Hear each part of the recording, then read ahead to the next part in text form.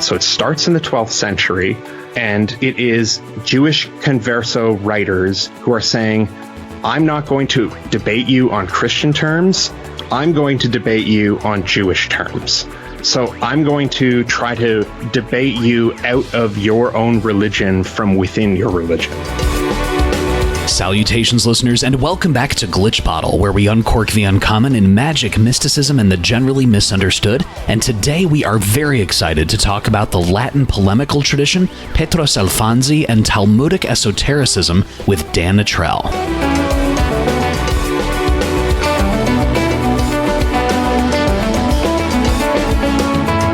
Dan is a Canadian-born intellectual historian, classicist, philosopher, psychonaut, and musician, and Dan is also known online as the Modern Hermeticist, and he's been on the podcast multiple times.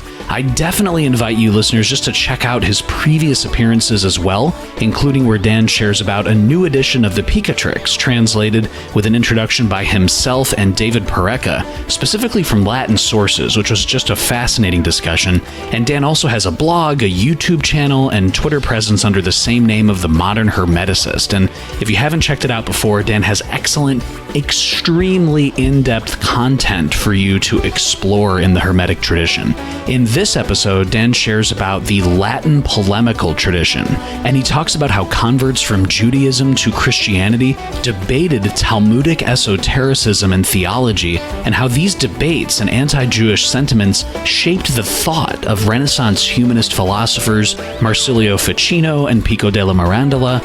And Dan examines the streaming ribbons of thought, how throughout medieval European history, Petrus Alfonsi's converso mysticism, which we'll definitely talk about, and natural philosophy went on to influence many of the great intellectuals from the monastic and mendicant traditions.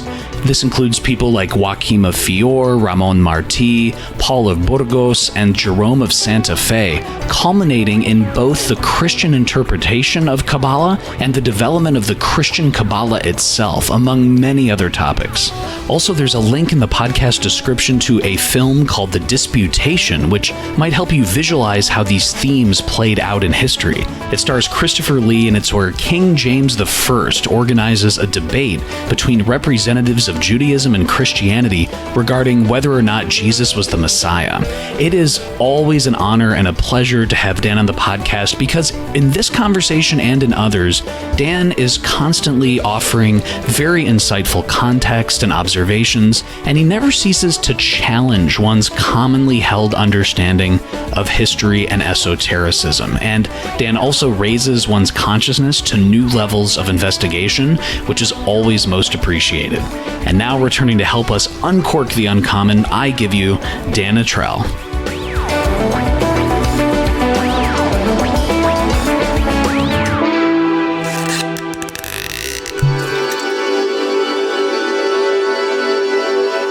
Dan Attrell, thank you so much for coming back on the Glitch Bottle podcast today. Well, thanks for having me, Alex. The pleasure is all mine, as always. Can you share with the listeners, Dan, a little bit about who is this figure, Petrus Alfonsi? And when we talk about things like Talmudic esotericism or the Latin polemical tradition, what would you like our listeners to know as we kind of go through the historical tributaries and influences? So maybe where we can start is thinking about what esotericism is. There are a number of competing theories as to how it can be defined or circumscribed, but I think two really dominant theories are: one, esotericism is a mode of discourse. It's a way of speaking which occludes. It always makes reference to the hidden, to the inner circle, and by necessity it sort of others and excludes the masses. And so that's really one way of thinking about esotericism is as a way of speaking or writing.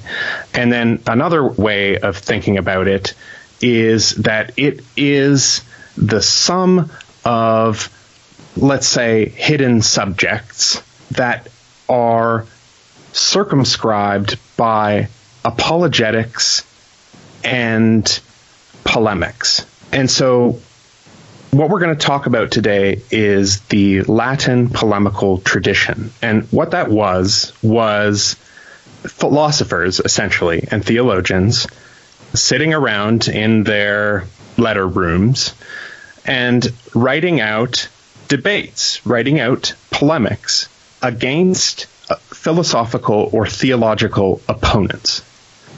And what we'll find is that in the process of doing this throughout centuries, that is really where a tremendous amount of information about esotericism came to light.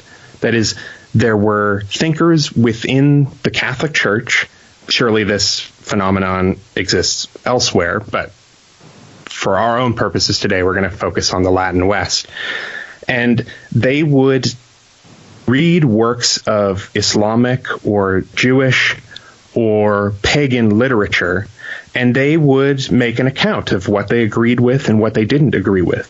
And what you would find is that they would often come to disagreements over very, very minor points, over really nitty-gritty minutia.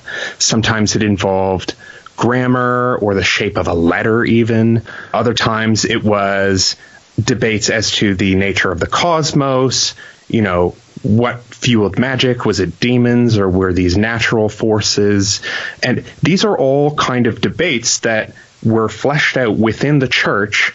And what I call that is the Latin polemical tradition. And what we're going to talk about today is specifically the role of the Mendicant orders, the Franciscans and the Dominicans chiefly. So not the cloistered monastic monks, but more so the wandering preaching monks who either preached to heretics like the Dominicans did, or preached to the urban poor like the Franciscans did. And these two groups, because they were so involved in preaching and in debating, they got really involved in these very esoteric debates over occult minutiae. So, like we were saying, Talmudic esotericism. You have things like the shir koma, the measuring of the body of God, which is a practice within rabbinic Judaism or an idea. And, for example, the Mendicants, and really this tradition started with Petrus Alfonsi, who we'll get into in a second, they thought that this was ridiculous. Like, they were like, God is a fully transcendent being. How are you supposed to be measuring his body? Clearly, you are silly and irrational. So they would battle Jews on the level of how rational they were. And they did the same with Muslims a little bit later because they were less known in those circles. But Petrus Alfonsi marks the beginning of a trend. Well, let's say two trends. The first trend is Jews converting from Judaism to Christianity and then writing works, polemical works, that then refute their former co-religionists. So these usually would be refutations of very minor points. So before, you would just say, oh, they're mistaken, they're heretics, or they hate Jesus, or whatever, and you can easily dismiss the Jews. But what Petrus Alfonsi tried to do was to dismiss them on terms that were scientific in his day. They were in accordance with reason. And so he was really going and systematically picking apart his opponents. And now this took the form of a dialogue called the Adversus Judaios, or the dialogue against the Jews. There's a lot of ways that these anti-Jewish works, this tradition manifests. Sometimes it's in Judaios, Adversus Judaios, or contra Judaios. They all mean the same thing. And what these works usually are is works written by Jews attempting to dismantle Jewish ideas and Jewish philosophy on its own terms. So, the church fathers had also written anti-Jewish works. The New Testament itself has plenty of passages that demonstrate how Christianity is more spiritual and Judaism is more carnal. That's a trope that will be repeated again and again. And the church fathers basically just ran with that, and they didn't try to attack or dismantle Judaism on Judaism's own terms. They did it on their terms because they were busy basically solidifying their own identities, which were still somewhat nebulous at the time. But by the 12th century, the tables had really turned, and it wasn't uncommon to have debates between Jews and Christians out in the streets. And eventually, Jews started being forced into these debates by law. The sense was, okay, you can be a Jew, but you have to wear the circle, you wear a hat or some sort of penitent garb, and then you have to come to these debates and you have to debate us, and you have to watch. Now, the problem is that sometimes these forced debates would have the opposite effect that they were intended, where, for example, the Christian debater would be less educated than the Jewish debater, and the Jewish debater would just wreck him. So this would happen actually again and again, where Christians would try to reproach Jews on certain very esoteric points of theology, and they would say, no, you've got it all wrong. Look, you don't read Hebrew or Aramaic correctly. You aren't acknowledging this within the context of what it was written in. And essentially, Christians started losing these debates. And so what these converso preachers like Petrus Alfonsi did was, in order to confirm their good faith, that they, as converts from Judaism, were no longer Jews and they were really true Christians, they would write these guides on how to debate against Jews. So in the case of Petrus Alfonsi, this took the form of a dialogue between a character named Moses Sephardi, which is his old pre-baptism name, and then the new character, Petrus Alfonsi, who's the Christian. So we have kind of two aspects of his inner self debating against each other. And, you know, Moses Sephardi's character is kind of a straw man for Jews. He doesn't make very strong arguments. He kind of just concedes, and, you know, it's like, yes, Socrates, of course, that sort of thing. But what Petrus Alfonsi does, though, is he says, I would like to slay you with your own sword. And that's a quote. And this becomes kind of a red thread that runs through the Latin polemical tradition.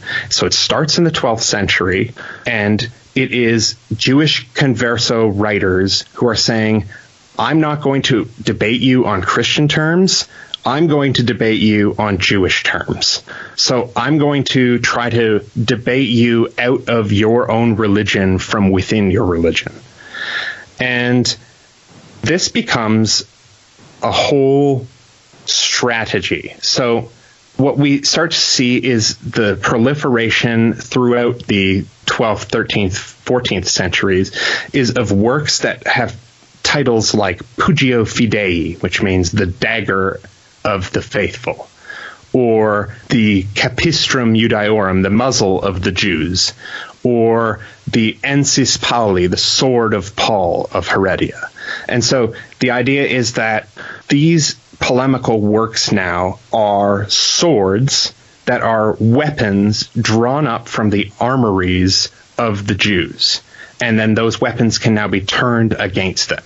Now, these weapons, it doesn't necessarily insinuate a sense of harming so much as like a surgical knife, or a knife for making very precise cuts. So you have public preaching, which is preaching to the mob. You're using language that's accessible to everybody, that everybody can understand, and you're using allegories and fables, and there are certain strategies which you employ when you're preaching to peasants or city people. And then there are very different methods when you are preaching to the Jews, who are learned in the yeshivas.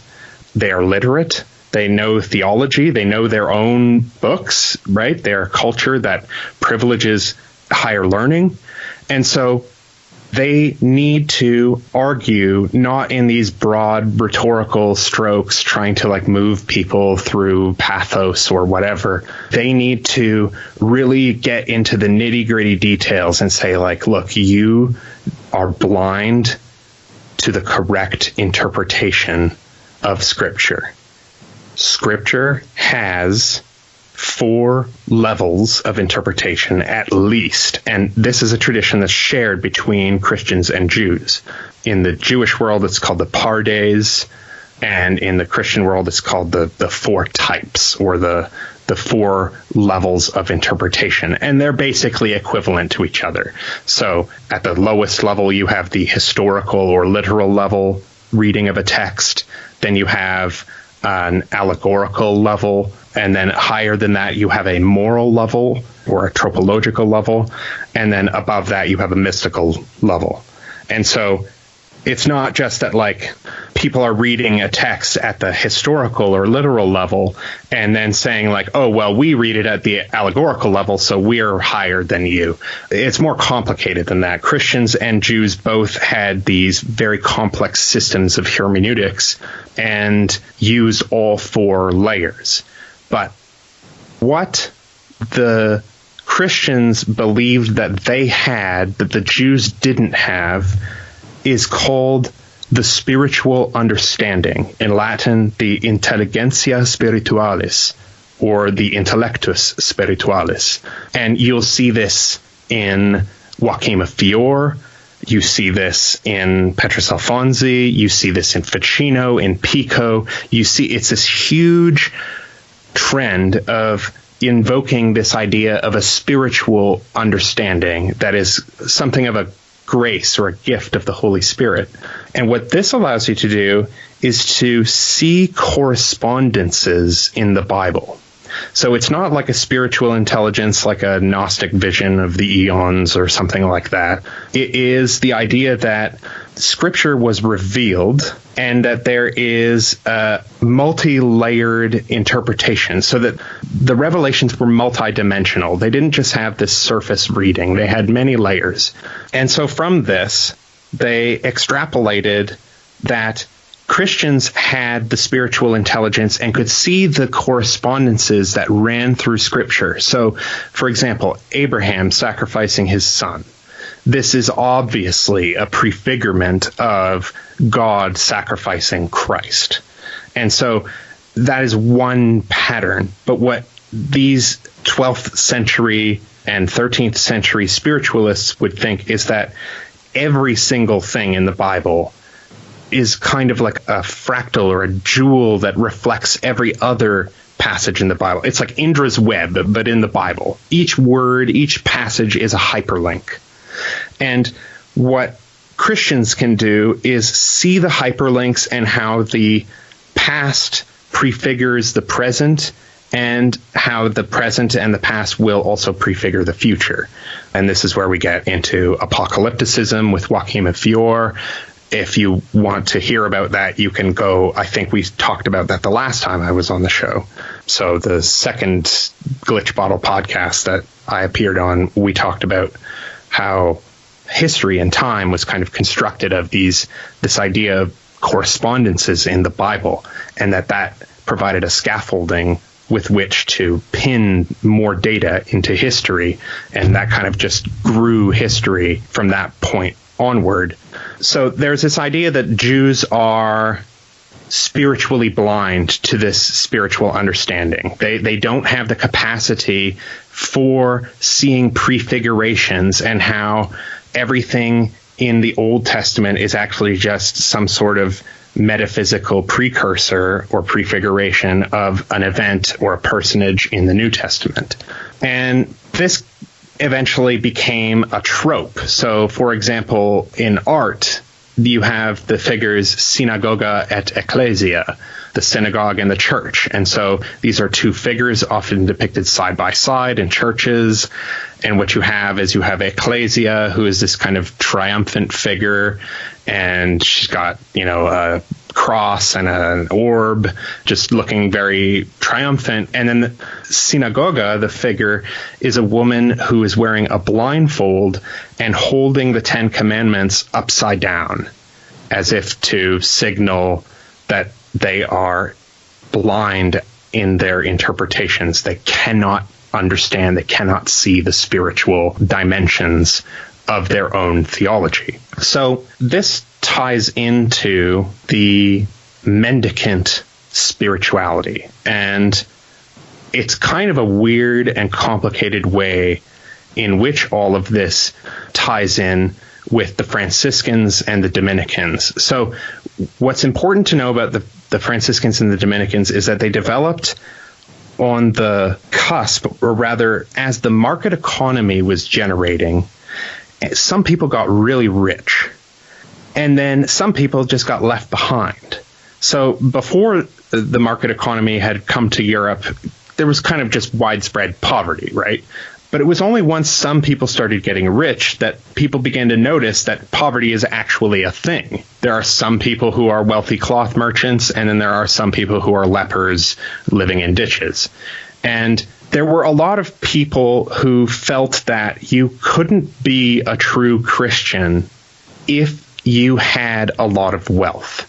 Because if you read the Bible, there's just so many passages in the New Testament where Jesus is kind of this wandering mendicant guy who tells people to sell all their goods and give it to the poor and to own nothing. And there are numerous injunctions to be, quote unquote, apostolically poor. And this, in the 12th century, thanks to Joachim of Fiore, this was believed to be the key to unlock the third status of the Holy Spirit. So history had been ordained that there was an era of the Father, which was the era of the biblical Israelites and the Hebrews. And then there was an era of the Son, which was the era of the New Testament. And then there was an era of the Holy Spirit.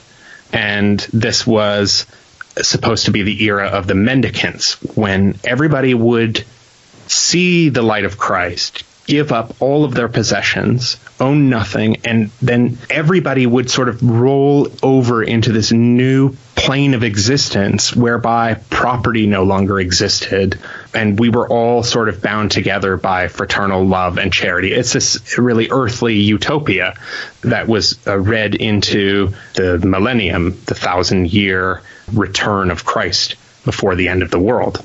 And so there were a lot of attempts then to convert Jews and to bring them into this knowledge of the Spirit as an attempt to immanentize the end, because the Bible said that at the end, the Jews would come in to the church, and then united Christians and Jews together would create this third status.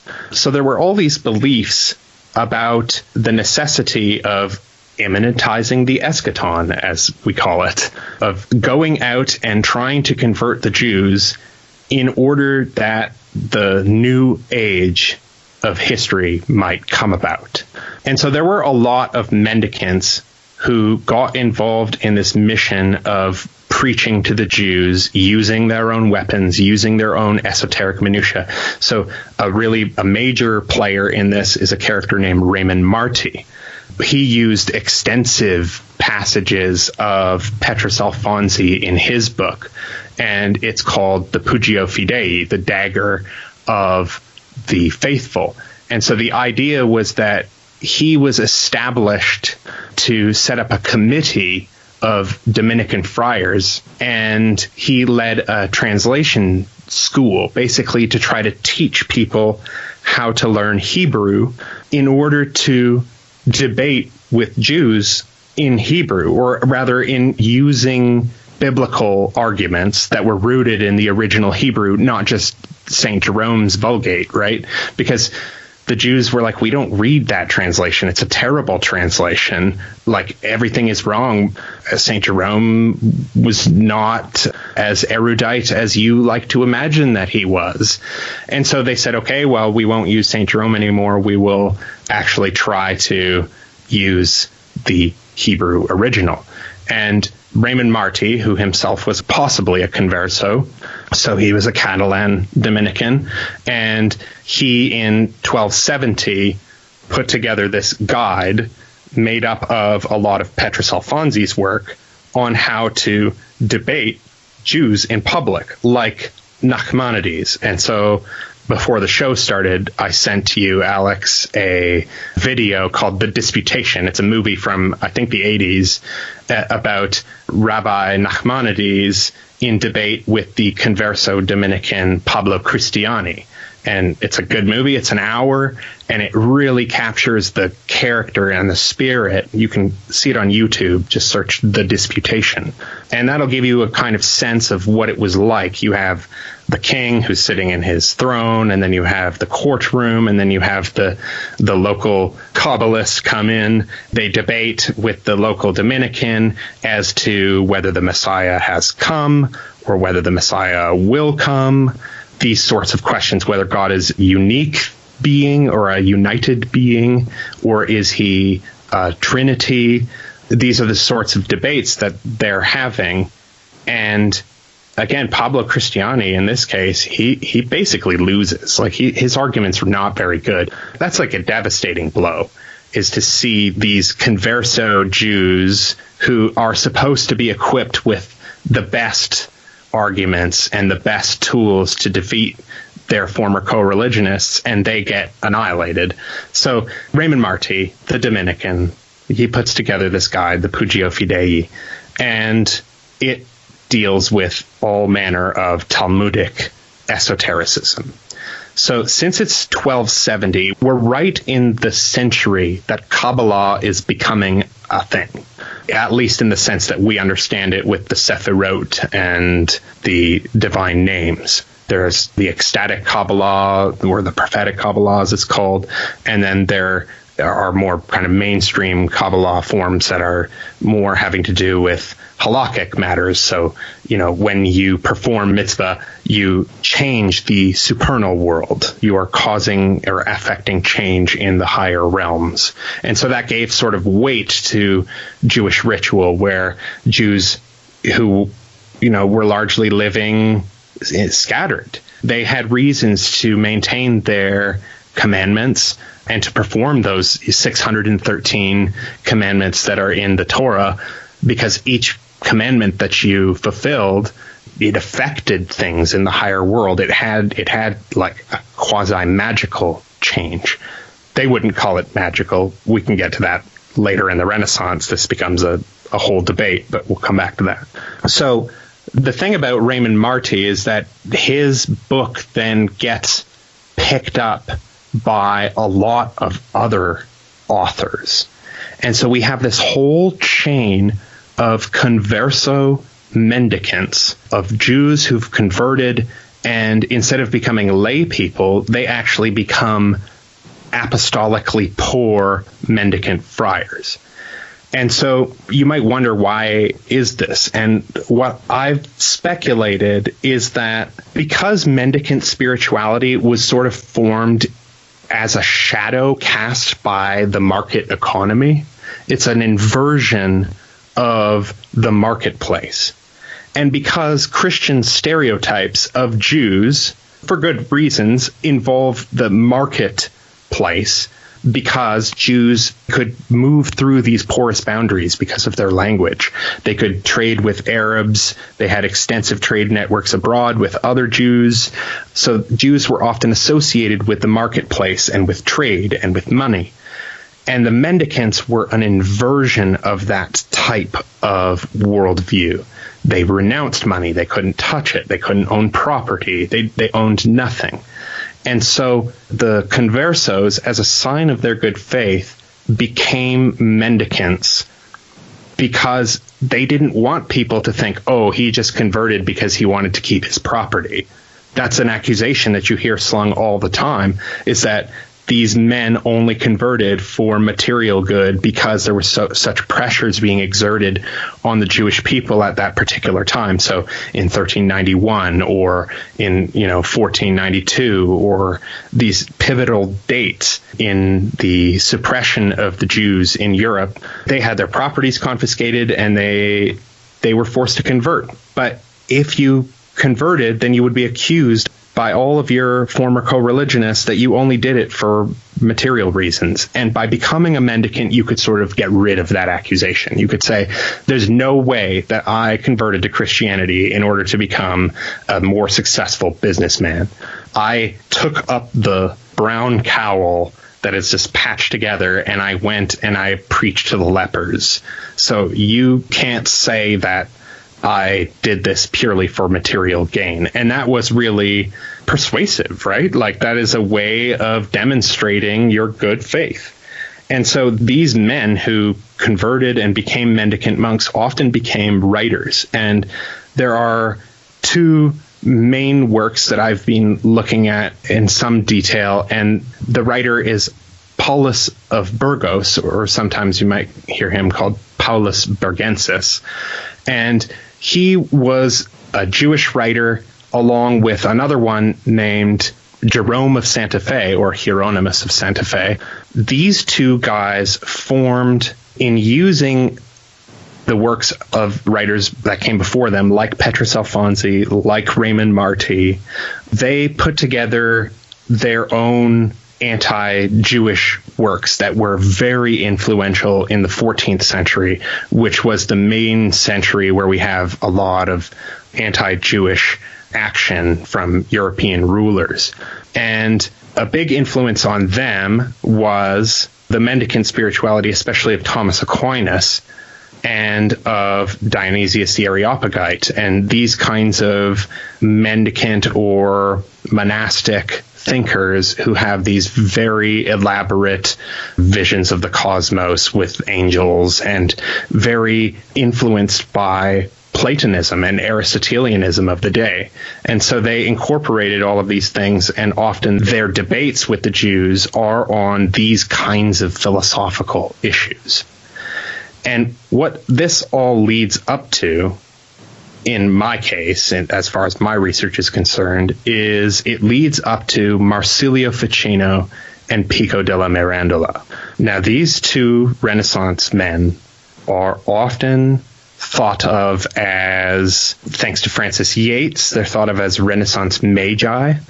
They're often thought of as humanists, as very sort of forward-looking, modern type people. I don't know. There's this projection of this ecumenical tolerationism into Pico and Marsilio Ficino that is there, but it's more complicated than things appear. And so what I'm arguing in my research is that Pico and Ficino need to be understood in light of this Latin polemical anti-Jewish, anti-Muslim, and anti-pagan tradition. So we often think of these guys as being pro-pagan, pro-Kabbalah, pro-Islam, and that is true in some regards. But what they're doing is they are reading all of those things in order to use the weapons of the Jews, Muslims, and pagans against them.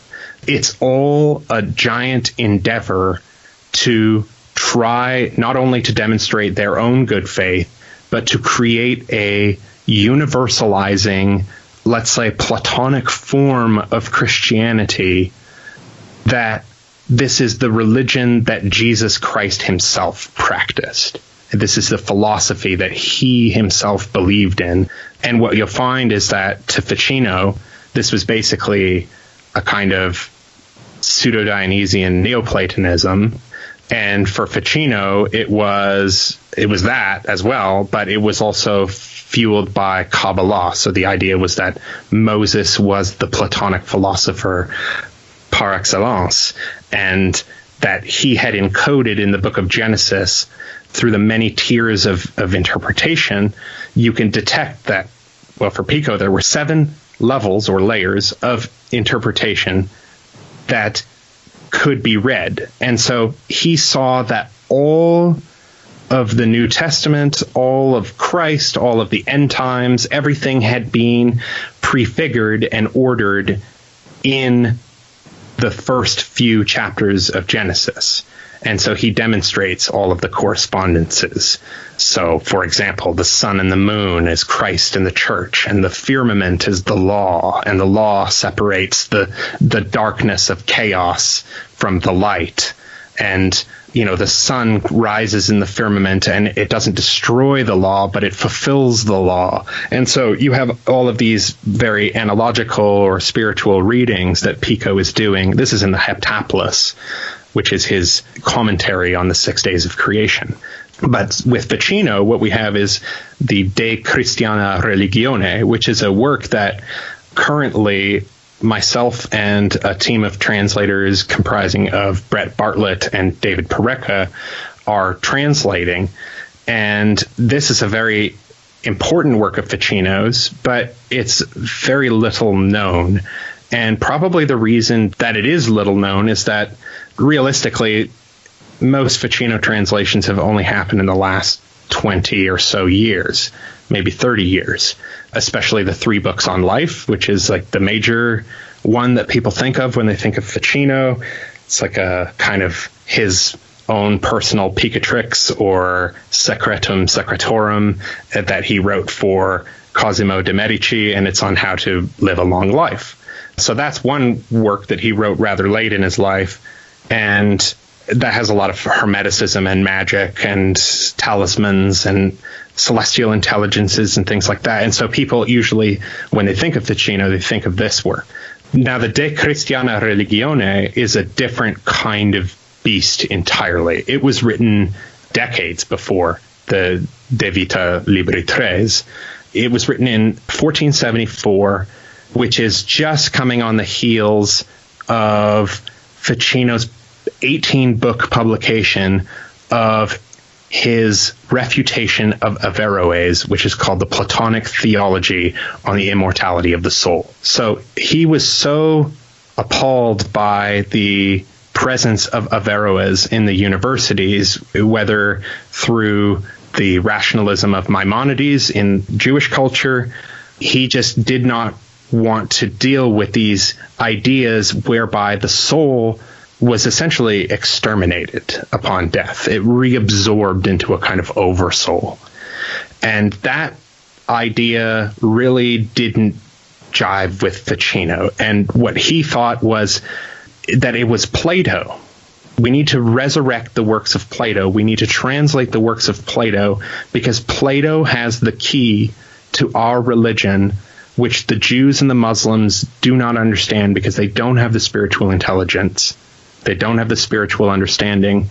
They deny this spiritual aspect, which is that the soul lives on after death. It does not get just dissolved, and that we are individual souls. We each have our own individual spark, and that through the penitential cycle, which is very important in Catholicism, we can become reunited with God. We can ascend through the layers of the heavenly hierarchy of the angels, and we can ascend through the virtues that those angels exhibit.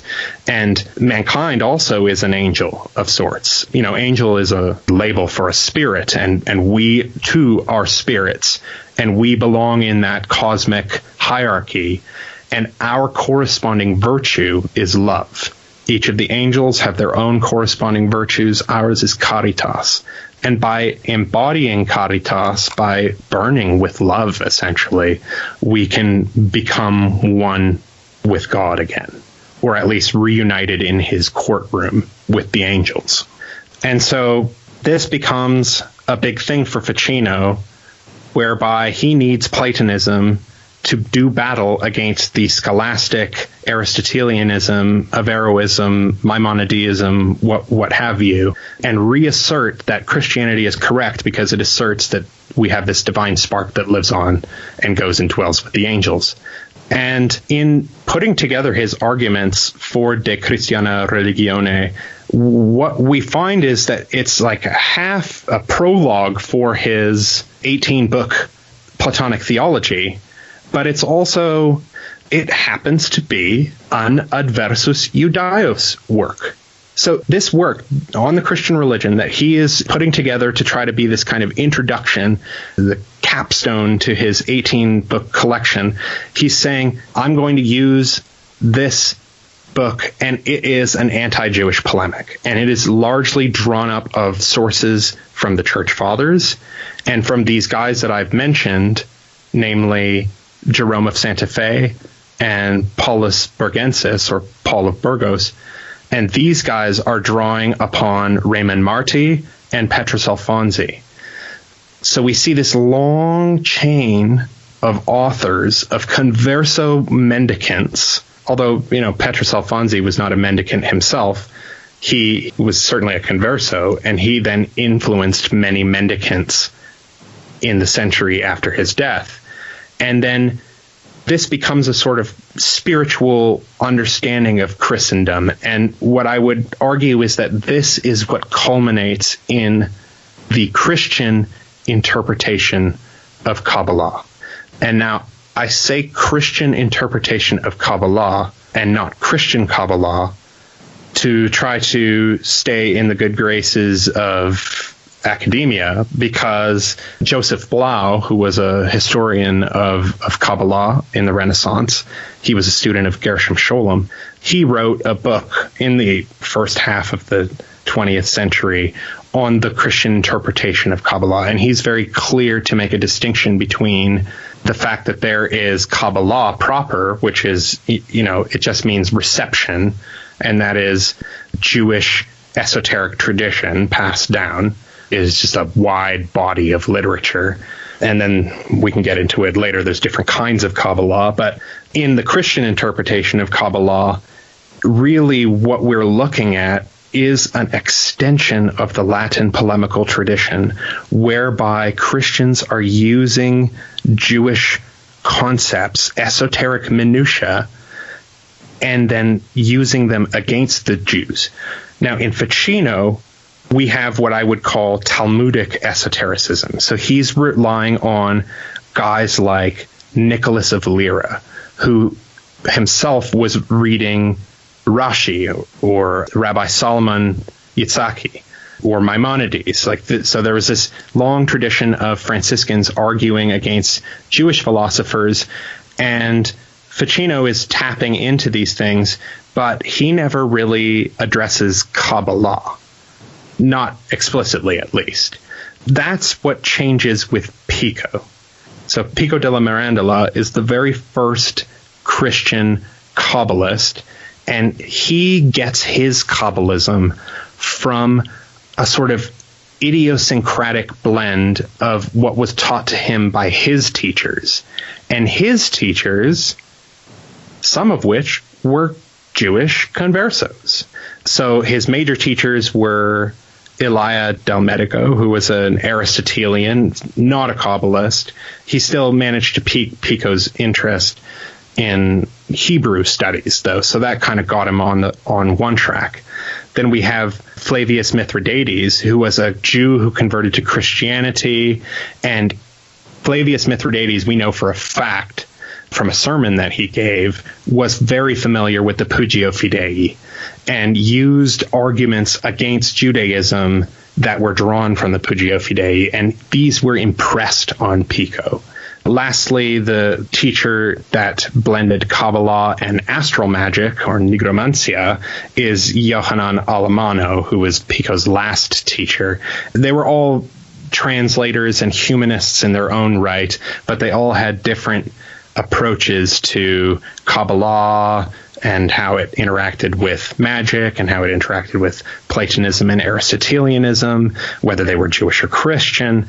And so all of these weird, strange confluence of influences comes into Pico, and he puts together the 900 Theses, and he's trying to say, look, what I'm trying to do is create the perfect form of Christianity in these 900 arguments. These 900 statements should create this kind of, ideological jewel that will essentially immanentize the eschaton. It is the transcendental object at the end of time, to use the Terence McKenna language. And what he's trying to do is fuse Kabbalah and Christian metaphysics, especially in that vein of Pseudo-Dionysius, and trying to reconcile them to each other to create that perfect doctrine that will usher in the end times and convert all of the Jews. So we don't necessarily need to think of Pico della Mirandola as, like hippies when they were in the 70s and they would like do some acid and then they were like, man, I need to go and like move to India. And they would just become obsessed with Indian culture. And then they would kind of go native and become like the Indians. That's often a vision that people have of Pico with the Jews, that he just got so immersed in Judaism and he loved it so much that he needed to immerse himself in it. So there's a little bit of that, but it's also mostly just this anti-Jewish polemical tradition that he's tapping into, and that he's really drawing on Kabbalah, on the use of divine names. We can get into the details if you want. And he's trying to create this picture where he's saying, like, look, you guys don't even understand your own Kabbalah. Not only are you interpretively blind to the Old Testament and to the Talmud and how it's heretical, you're also blind to your own mystical works like the Sefer Yetzirah or the Zohar. You misunderstand the Trinitarian prefigurements that are in, let's say, the triad of Keter, Chokmah, and Binah. And that, for example, the Tiferet is the Logos incarnate, while the disincarnate Logos is Chokmah, right? So you have this way of preserving the Christian Trinity and the many names of God, the many aspects of God, like the Lord of Hosts, for example. These names now all have a place, and they are all united on the Tree of Life. And they all are signs of the unicity of God, but also his manifold aspects. And so he's saying, Jews understand this, that God has so many different divine names, and these are representative of different processes within the divine, but they do not recognize the Trinitarian nature of all of this. And now this kind of brings us full circle. What I wanted to mention, maybe before moving on to some other questions, is this idea of the Tetragrammaton, which obviously, as your listeners know well, is a critical part of ritual magic. And that the Tetragrammaton was actually totally unknown in the West before Petrus Alfonsi. So the idea is that the 4-letter name of God, the Yod He Vav He, was only pronounced on Yom Kippur, on the Day of Atonement, in the temple, when the temple was extant, and that this was a sort of grand mystery that the high priest would pronounce the name of God, and that was the wonder-working word. Through the name of God, you could perform miracles, healing, what have you. So that name was lost. And in Petrus Alfonsi, because he was a Sephardic Jew who knew Hebrew, he actually resurrected in the Latin world, and he said, look, we have in his polemic, in the Dialogi contra Judaios, what we call a scutum fidei, a shield of faith. And it's a triangle, and it has 3 sides, and each side of the triangle, or each tip of the triangle, rather, has one pair of the letters in the Tetragrammaton. So these are Latinizations. So we have the Yod, He, and then we have the He and the Vav, and then we have the Vav and the He. But they're Latin letters, right? So it's like I, E, E, V, V, E. And this is the first instance where Petrus Alfonsi is saying, look, Jews, you don't even recognize the Trinitarian structure of the name of God. There's this rotating set of pairs of letters in the 4-letter name of God. And each pair of letters is attributed to a different aspect of the Godhead. And so this gets carried on into Joachim of Fiore. Petrus Alfonsi and Joachim of Fiore probably met. They probably knew each other. And Joachim of Fiore's entire 3-status theory of history is based on the unfurlment of the letters of the Tetragrammaton in history. So the age of the Father has its own pair of letters, the age of the Son has its own pair of letters, and the age of the Holy Spirit has its own pair of letters. And he believed that history was essentially the process of unfoldment of this letterist mystery. And from Petrus Alfonsi and from Joachim of Fiore, Pico takes up this idea that Joachim of Fiore was very familiar with this idea called formal mathematics. And to Pico, this was like a privileged form of mathematics that was not the mercantile mathematics of the marketplace. This is not like money math. This was divine Pythagorean math. And now remember that Hebrew letters are numbers. So to him, lettrism and Pythagorean numerology became one thing. And what he was trying to do was to use these arguments that Petrus Alfonsi had used, that Raymond Marti had used, that Joachim of Fiore had used, but to do them even better, to actually use Hebrew and not Latin, to actually engage with Kabbalah, which nobody had done yet, and to demonstrate that these kind of polemical points can be found in Kabbalistic thinking as well. And so that eventually gets on into Reuchlin, where Reuchlin is trying to find the mystery of the wonder-working word. And he's trying to prove the Trinity, of course, and something that he thinks of in his lettrist manner of thinking, that the signifier and the signified are somehow united in some real way that isn't just learned, it's actually intrinsic. The letter she in Hebrew is this three-pronged letter with three heads, and they're united at one base. And so he thought, this is the letter of the Spirit. This is the letter that demonstrates the three parts of God that are united at the base into one being. And so he took the she and he stuck it in the middle of the four vowels of the tetragrammaton. So it was yod, he, sh, vav, he. And in that he saw the name Yeshua, Jesus. So he confirmed the mystery of the name of Christ and how it could be used as effective in ritual purposes, in magic and so forth, in miracles. And it is through the power of his name, which is the divine logos, which is the name of God. So the idea was that the she makes the name of God, the unpronounceable name of God, pronounceable. It's the sh puts the air that blows the wind through the lifeless or mute name of God. And so you can see how, like, if you're the type of person who has the belief in the spiritual intelligence, you're seeing all these correspondences fire off between all of these things. Like the she has the trifold nature, and it is the letter that represents the breath, and it brings the spiritual life into the lifeless letter that the Jews uphold. And so these become very complex currents, and there's a lot of ways that we could kind of discursively unpack this stuff.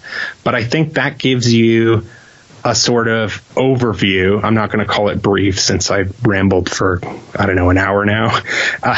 But that gives you a sense of how the Latin polemical tradition unfolded and how men like Ficino and Pico, as much as they were novel and cutting edge, were also really looking back on a tradition.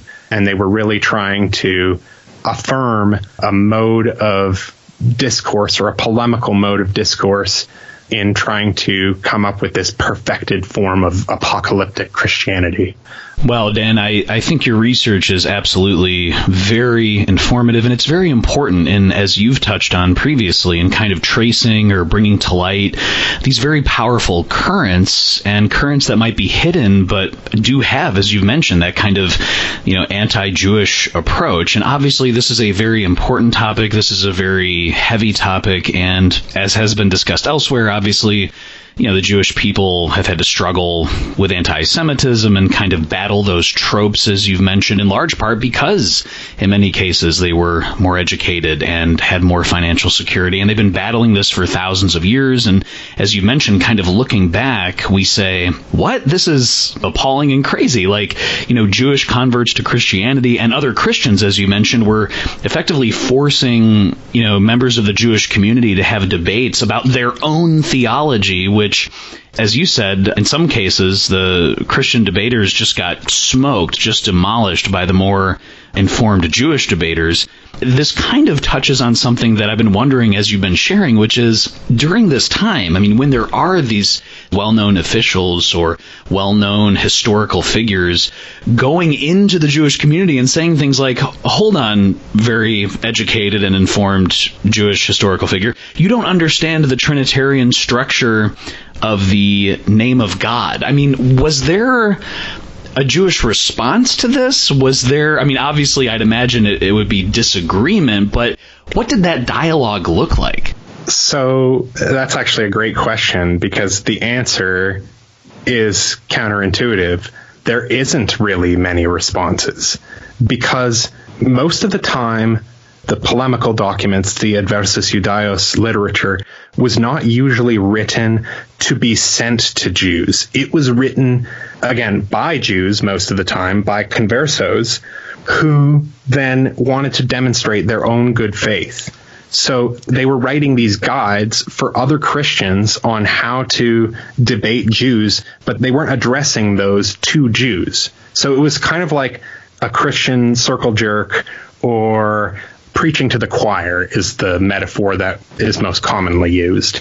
And these guys were definitely preaching to the choir. And so there is no real response from within Jewish circles, because they didn't take it seriously. And then, those that did take it seriously, they converted and became these kind of great polemical figures who, they were writers. The problem is they also got involved with kings and local rulers and started putting out rules for what are the best ways that we can prescribe Jewish activity or get rid of their rights, or what are ways that we can hamper Jews. And so there was a lot of that going on as well.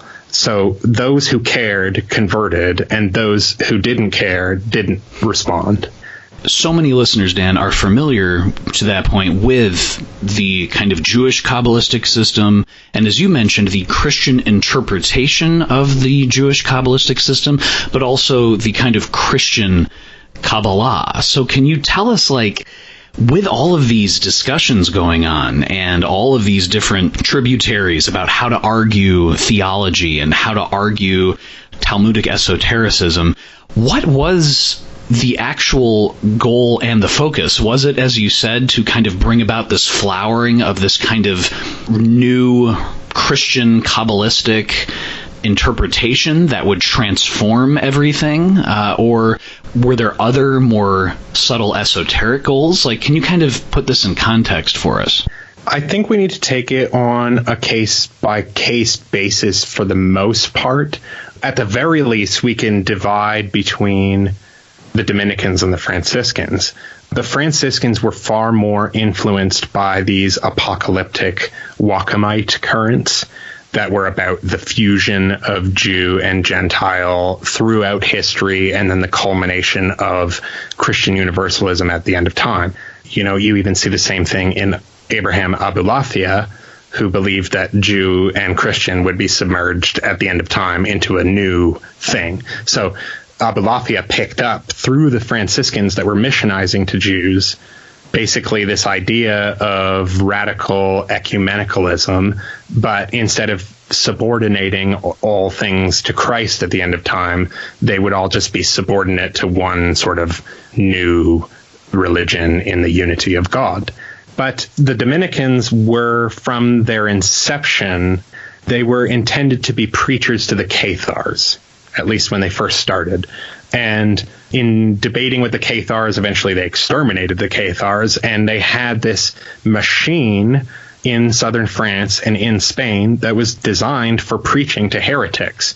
Well, thanks to Petrus Alfonsi, who blew the whistle, so to speak, on local Jews in Spain, he said, look, these aren't what you think they are. These are not the Hebrews of the Bible who are just following the old law of the Old Testament. These are a new religion of rabbinic Judaism, which was formulated in the 6th century and comes way later than Christianity, and therefore is a novelty. It is non-biblical, and therefore what do we do with people who are like us but slightly different from us? They're heretics. They're not pagans anymore. They're just straight up heretics.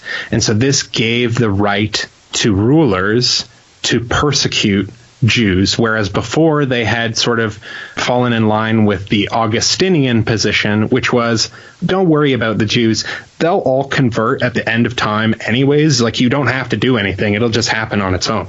But then when you have these more immanentizing apocalyptic schemes that say no, we are the players on the stage of history and we need to immanentize the eschaton, we have to go out and we have to preach the Jews, and that's our responsibility. That's the Great Commission. Then you get the mendicants, like the Dominicans, going after Jewish groups. So for the mendicants, that was kind of their raison d'être from the beginning, was to convert heretics. And since Jews had been recategorized as heretics, they weren't just following the Old Testament anymore.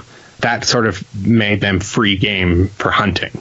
And so you can see why Jews would really hate people like Petrus Alfonsi, because they left Judaism and then they really opened the floodgates for very strong anti-Semitic currents in Europe that led to expulsions, that led to pogroms, that led to forcing people to wear the yellow circle or to kick them out of society, or blood libel stories, these kinds of things.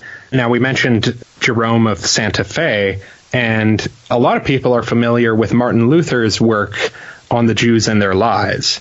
It's like a perennial classic of European anti-Semitism in history class. And most of what Luther says, he's actually drawing from Jerome of Santa Fe. So Martin Luther's, the bulk of his arguments are drawn from one of these converso Dominicans who then starts arguing against Jews. And then Martin Luther's anti-Semitism and really the anti-Semitism of Spain as a whole sort of really takes off in the 16th century. And that's, where we locate figures like Reuchlin and his debates with local inquisitors as to the value of Hebrew literature, of the Talmud and things like that. Whereas you have the Dominicans who are trying to squash out Hebrew learning. Men like Reuchlin are saying, look, our fate as Christians is inextricably intertwined with Judaism. If you extirpate Hebrew learning, how would we ever be able to read our scriptures in the original sense that they were intended? And remember, this is the center of the humanist era, where everybody is trying to return ad fontes, back to the source, to try to get this pristine form of what was intended by the author. Texts are not these, malleable traditions anymore. They were written once in a perfect form, and that can be recovered. And so Reuchlin is thinking, if we persecute the Jews and we drive them out of Europe, how will we ever be able to analyze the scriptures correctly? And that's really a current that you see that's caused by the Latin polemical tradition, by the genres like Pugio Fidei, where we're using these very precise arguments and grammatical arguments in order to dismantle our opponent's thoughts. What were, Dan, to that point, some of the similarities and common sources that the Jewish Kabbalistic system and the Christian Kabbalistic system drew from? And then also separately, what are some of the things that not only set them apart, but a very important theme that you've touched on again and again, which is understanding each of these systems on their own terms? Right. So, like I mentioned, there were different branches of Kabbalah. Within Jewish Kabbalah, again, the word just means reception. And so it's like reception of what? There's a certain tradition of texts that were passed on, and these were usually esoteric or mystical interpretations of scripture, or, commentaries on things like the Song of Songs. But there are different brands of Kabbalah, and Nachmanides' Kabbalah, for example, the figure who debated against Pablo Cristiani, was rooted in halakhic matters. It was rooted in the performance of laws and doing commandments. And so, for example, you get the 10 commandments and you look at them, it says, honor your mother and father. These are not just saying, like, don't do bad things that upset your parents. You can invert these commandments, and it's like, what does honoring your mother and father look like in the active sense? You are, sending your mother a birthday card, or whatever it is that your mother likes when you do those things. Or that in and of itself is like a good deed that causes some sort of change in the supernal world, in the primordial man, in the Adam Kadmon, if you will, which is the archetypal form of man, the supernal body that's in Platonic space outside of our own space. And you can affect changes in this world. So the commandments say, do not murder. What is the inversion of that? Well, it's creating life. So go create life. And that is a mitzvah. And you will affect change in not only this world, but you will affect change in the higher worlds. You will be blessed by these deeds that you do. And so you see how the very basic religious life becomes this theurgical symphony. Everything you do is tied in with theurgical processes. And so that was really what Kabbalah looked like, let's say, in the 13th century. But then along comes people like Abraham Abulafia, who takes the study of divine names and gets into these ideas of, whirling the names, the ars combinatoria, and really getting into ecstatic states and prophetic states, and using the letterism of the Bible and gematria and things like that. Abulafia eventually thought that he was the Messiah, and that he was bringing about this system that could reconcile Christians and Jews together. Because again, Abulafia is living in an environment where Franciscans and Dominicans are coming up to him and debating with him all the time, but not everybody's polarized. There's an exchange of ideas, and the spiritual Franciscans, influenced by Joachim of Fiore, they have an impact on Abulafia, and that has an impact on the prophetic or ecstatic Kabbalah, it's a very different kind of Kabbalah. It's focused on divine names. It's not so much focused on the mitzvot. And then what Pico does in his Christian interpretation of the Kabbalah is he merges the divine names and the Sephirot together, and really makes the divine name part the most important part of Kabbalah. So right there, Pico is emphasizing an aspect or a facet of Kabbalah which is not all that present in Jewish circles, because it was practiced by Abulafia, who was a false messiah, right? Like, there are lots of subtle differences. There are also influences that come into Pico from figures like Raymond Lull and Arnold of Villanova, who were not Kabbalists, but were really rooted in Neoplatonic thinking. And they thought, look, what can Jews, Christians, and Muslims all agree on? That God is one, that God is good, that God is infinitely creative. And so men like Raymond Lull built entire systems, like computation systems. Eventually Leibniz would come to study Raymond Lull's Ars Combinatoria as his doctoral thesis, and that would eventually fuel the development of computers and calculation machines. And it was based on this idea of, what is this emanating God doing, this alpha and omega spewing out virtues? Like, if God is good, then he's making all these combinations of positive virtues. There are some combinations that God can't make because God is good, so he's limited by his goodness. But other than that, you can actually construct the whole world like a computer from calculating the emanations of God's goodness from these combinatorial systems. And so really under the surface, between the Christian Kabbalah and the Jewish Kabbalah, is obviously the prophetic books and the Torah and the scriptures and so forth, but Platonic philosophy is really important. And it can't be stressed how much both of those currents, they're like two plants in a container. And if you pull on the stem of one plant, it starts to uproot the other one because their roots are all tangled together. They look like two separate plants on the surface, but when you start chasing far down enough, you see that there's like a lot of mutual influence. Yeah, that is absolutely fascinating. And it's interesting regarding, as you mentioned, Dan, the primacy given to the divine names and the combining or the synthesis with the Sephiroth of the Tree of Life, because I know that many listeners would be familiar with that. For example, whether you're talking about the sphere of Saturn and Bina, there's a divine name associated with that, or Tiphereth, or Hod, or Yesod.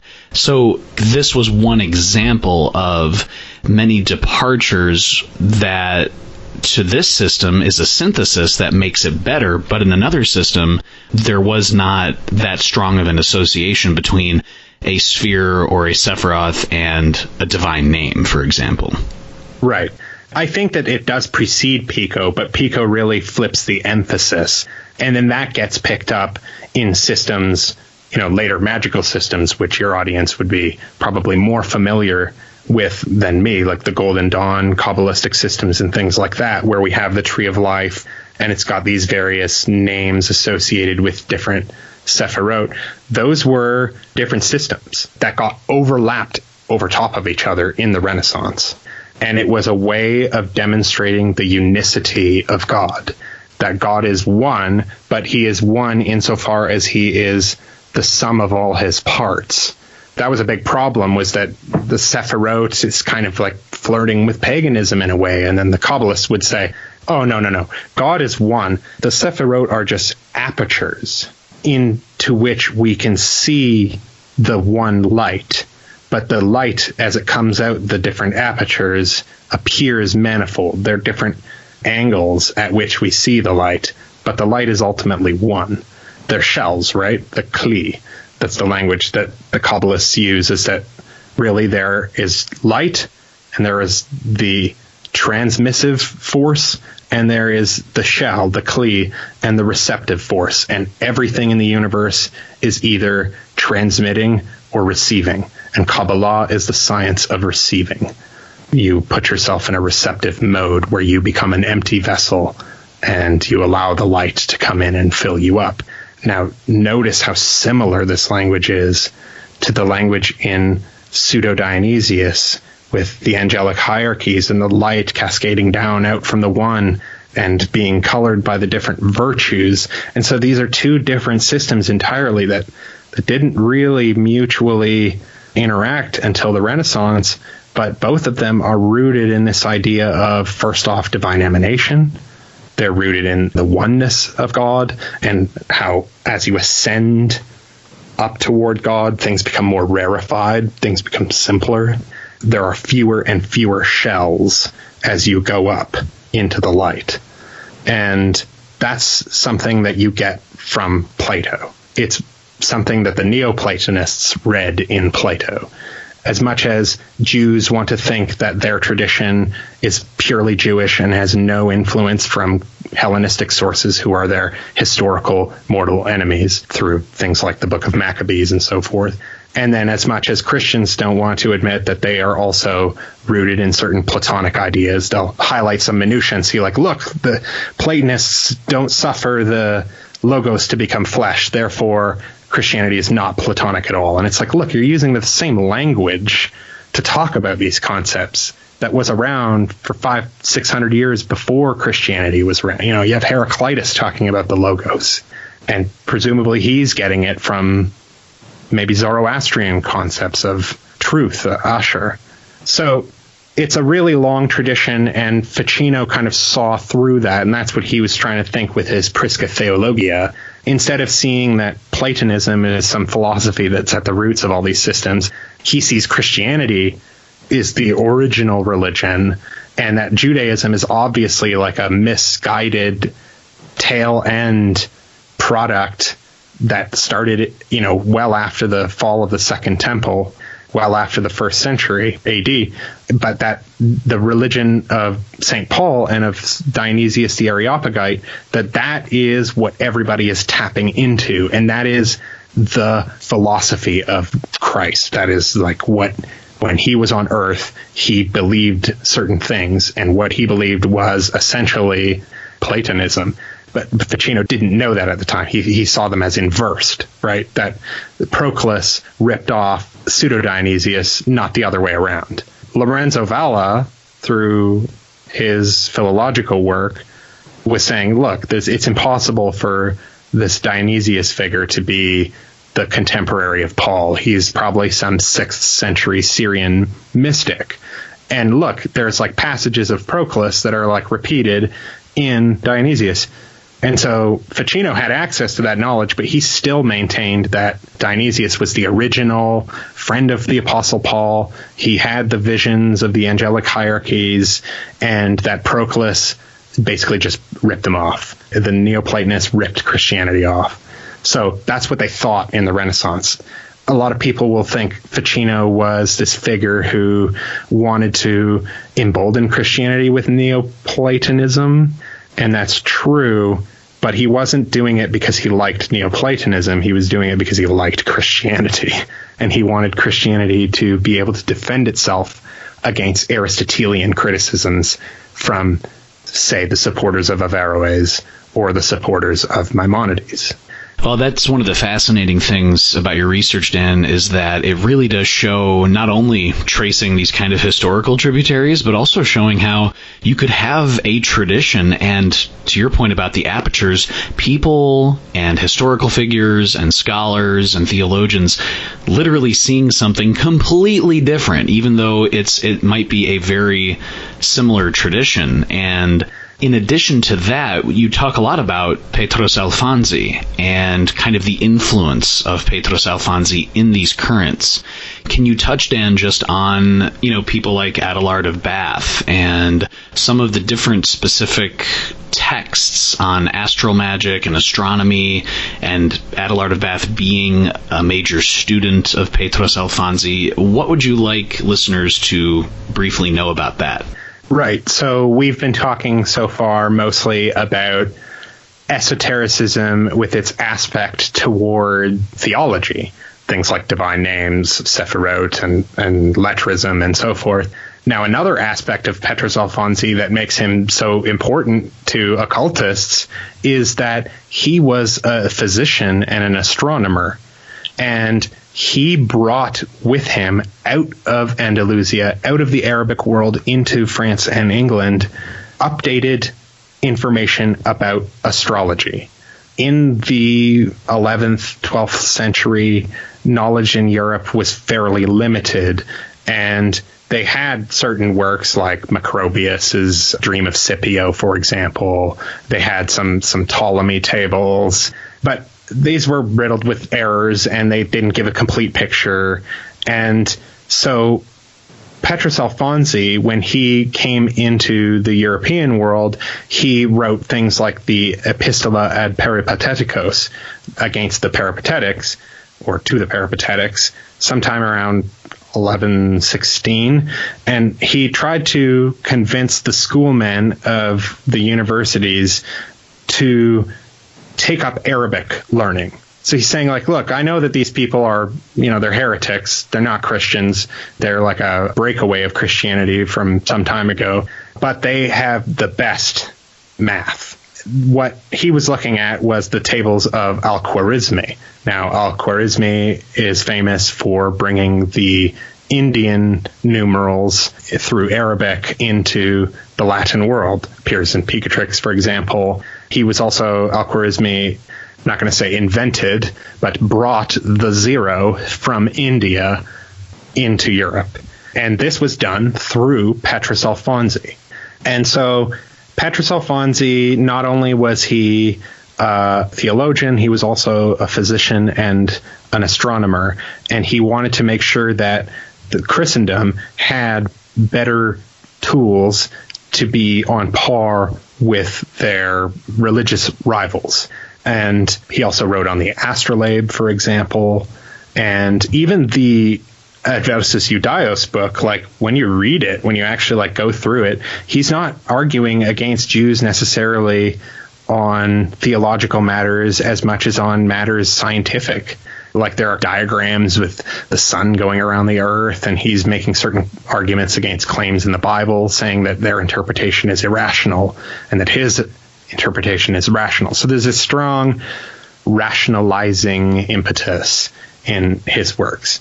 And they even tie into the science of the day, and that was sort of unusual.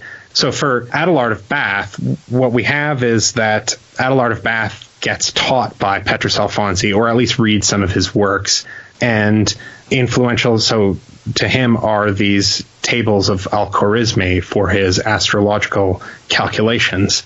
Another work which was important to Adelard of Bath was the Liber Prestigiorum. And the Liber Prestigiorum is known to the Latin West through the Speculum Astronomiae.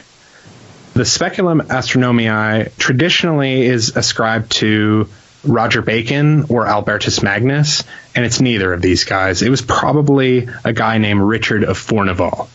But in any case, the authorship doesn't matter. What matters is that the Speculum Astronomiae comes out in the 1260s in this period of great debate at the University of Paris.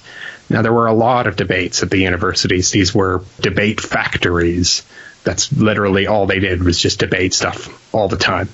And one thing that they were debating was the presence of Aristotelianism in the curriculum. How important was it to incorporate the works of pagan philosophers when teaching Christian theology? And this is why, Thomas Aquinas is so significant, because he found this perfect synthesis that balanced some of the more radical elements or anti-Christian elements of Aristotelianism. And he mixed a bunch of different strains of thought and made something palatable to the Christian West. But before that, there were a lot of debates as to what was acceptable magic, or what was idolatry or blasphemy or what have you. And so the Liber Prestigiorum is referenced in the Speculum Astronomiae, and this was the very first work, other than the Asclepius, which had never disappeared from the Latin West. This was the very first work to come into the Latin West that mentioned Hermes Trismegistus. Now, the Speculum Astronomiae would call the Liber Prestigiorum blasphemous. They would dismiss it. But the original work is Thabit ibn Qurra's De Imaginibus. And that was eventually translated by John of Seville. And that version of basically the same text, but from a different translation, it receives favorable treatment because it gets printed in at least 46 copies. So we barely know anything about the Liber Prestigiorum, but then the De Imaginibus is everywhere. And that's really a kind of a favorite of astral magic in the medieval period and the Renaissance. Bits of it appear in the Picatrix, for example. And so, Adelard and the controversies at the university, these are all connected together back to Petrus Alfonsi. So we see that not only are there debates about theology and Kabbalah and theological esotericism, but there's also debates about astrology, about astronomy, astral magic, and whether these things are acceptable or blasphemous. To what extent should we accept these because they're foreign? These are all the kinds of debates that we start to see at the University of Paris in the 1260s. And so we can't underestimate the importance of Petrus Alfonsi in esotericism, because barely anybody knows about him. I did a YouTube search before having this talk. I just wanted to see if there was anything else about Petrus Alfonsi. There's nothing. Not a single video on YouTube other than like a rendering of a Wikipedia page by a machine reading. And yet, this guy altered the course of history in terms of relations with Christians and Jews.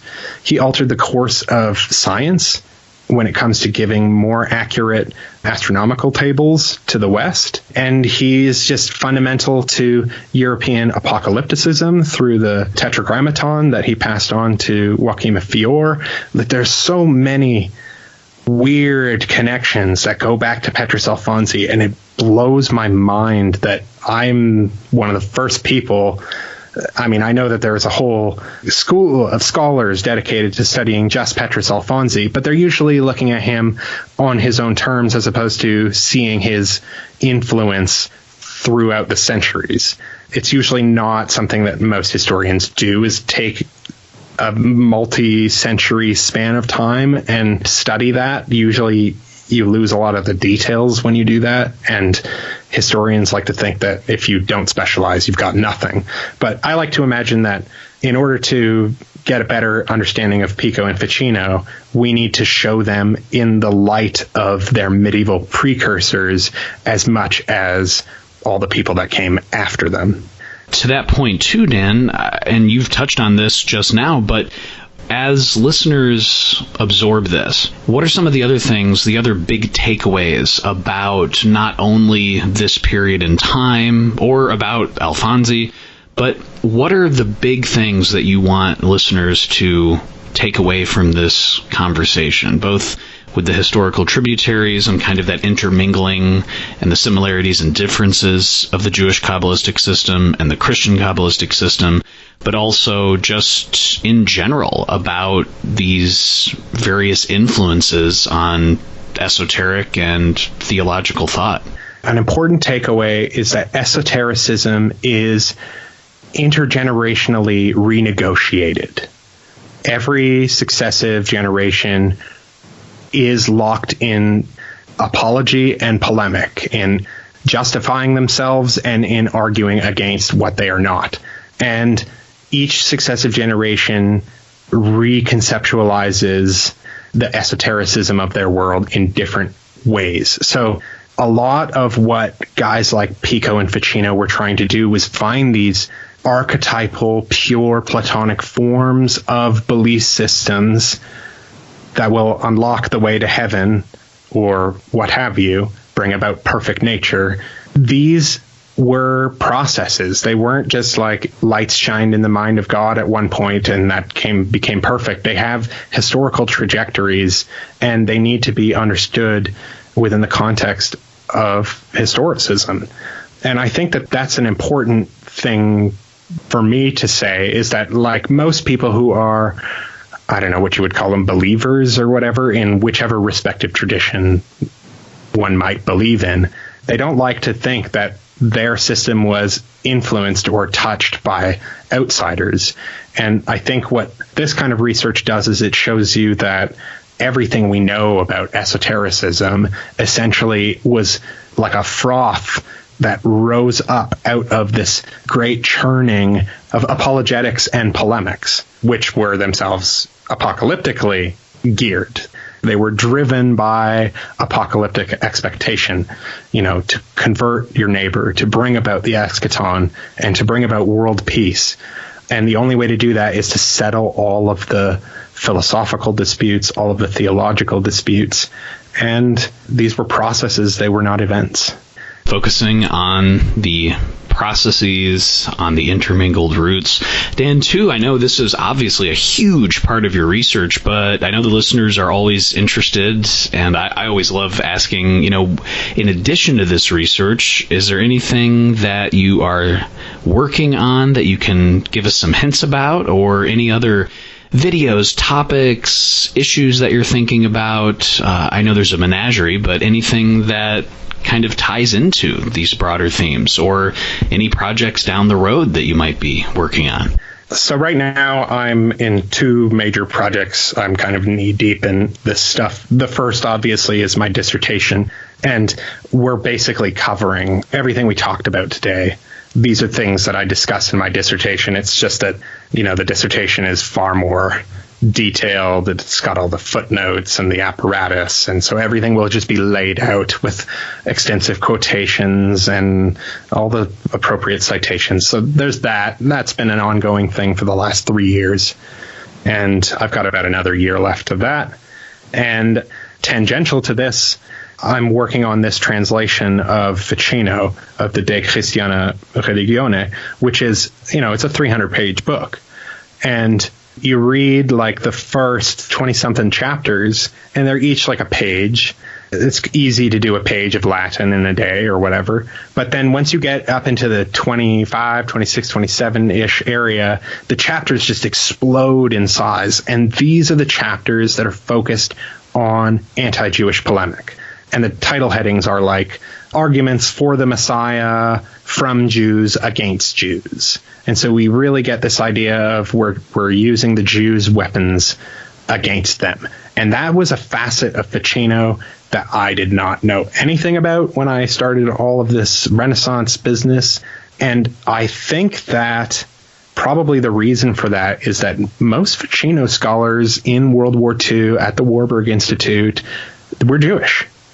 And they probably, they lived through the Weimar Republic. They lived through Nazi Germany, and they're probably sick of hearing about this stuff. To them, it wasn't original. It was all just repetitive. And so, yes, Ficino had this anti-Jewish polemical work that was quite an important part of his bibliography, but we're going to focus on his anti-Averroan Platonic theology, or we will focus on his magical magus side in the 3 books on life, or we focus on his translations of Plato and the Corpus Hermeticum, which is usually, most people when they think of Ficino, they think, that wizard that translated Plato.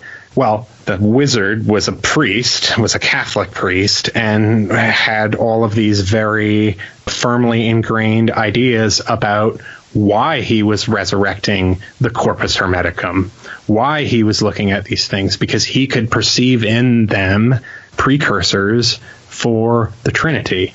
So he's saying, if the ancient Egyptians have these Trinitarian prefigurations, if the Pythagoreans have Trinitarian prefigurations in their Tetractys, if the Jews have it in the Tetragrammaton, then there must be some sort of pure Platonic archetypal belief system that's out there that we can reconstruct.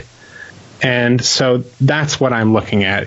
I'm really digging into Ficino, and I'm trying to locate to what extent the anti-Jewish, anti-Muslim, and anti-pagan polemical traditions feed and fuel and give us information about Western esotericism. We will certainly make sure to keep our ear to the ground as you continue your research and your engagements, obviously, with your dissertation and other projects. Where can people find you as well, Dan? Online, or if they want to check out your videos, which we will make sure to link to in the video description here. But where can they find you? Where can they get more information? So you can find me at themodernhermeticist.com. That's just my main landing page, which is really just kind of an aggregate of links to my YouTube videos. And that, I believe, you can find at youtube.com/themodernhermeticist. And my Twitter handle is @modernhermetics, because I couldn't get the Modern Hermeticist to fit in the number of words they allowed back in the day. So, yeah, those are the 3 best platforms. You can email me if you find my email. I may or may not respond, depending. I'm not very good at responding to correspondence. I tend to just clump it up into discussions like these that we're having right now. You can reach out to me on Twitter or through YouTube or through my website, and those are probably the best ways. Intellectual historian, philosopher, hermetic delver, the modern hermeticist, Mr. Dan Attrell. Dan, thank you so much, as always, for the gift of your time and your wisdom, and for stopping back on the podcast today. And thanks for having me, Alex. I'll come again, because I love coming on this show. It's a great podcast.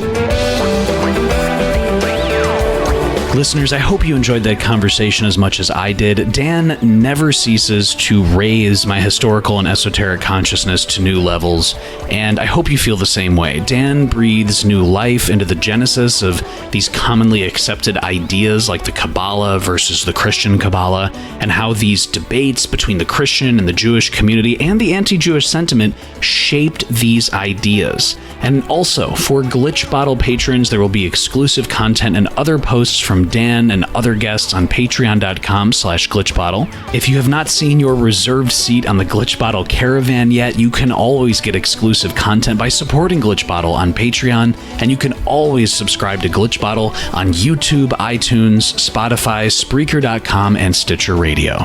As always, this is Alexander Eth reminding you to invoke often, uncork the uncommon, and keep the light.